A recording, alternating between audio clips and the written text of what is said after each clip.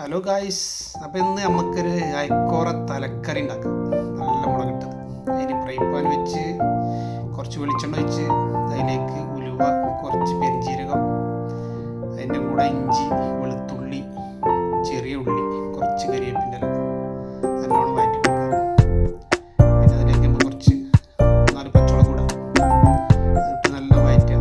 ഇന്നലെ സൂപ്പർ മാർക്കറ്റിൽ പോയപ്പോൾ അവിടെ ഫിഷിൻ്റെ തല വെട്ടിയ വെച്ചിട്ട് പ്ലേറ്റ് അപ്പോൾ ഒരെണ്ണം നമ്മളെടുത്ത് പെട്ടെന്ന് ഉണ്ടാക്കാൻ പറ്റിയൊരു കറിയാണ്. അപ്പോൾ എനിക്ക് മസാല ഉണ്ട്, മഞ്ഞൾപ്പൊടി ഇട്ട്, മുളകും പൊടി ഇട്ട്, പിന്നെ മല്ലിപ്പൊടി ഇട്ട് നല്ലോണം ഇളക്കി പച്ചമണം പോകുന്നത് വരെ. തക്കാളി ജ്യൂസ് അടിച്ചാണ് ഇട്ടത്. തക്കാളി ജ്യൂസ് അടിച്ചത് അത് വെച്ച് നല്ല മിക്സാക്കിയിട്ട് കുറച്ച് പുളിയുണ്ട് ഒഴിക്കും.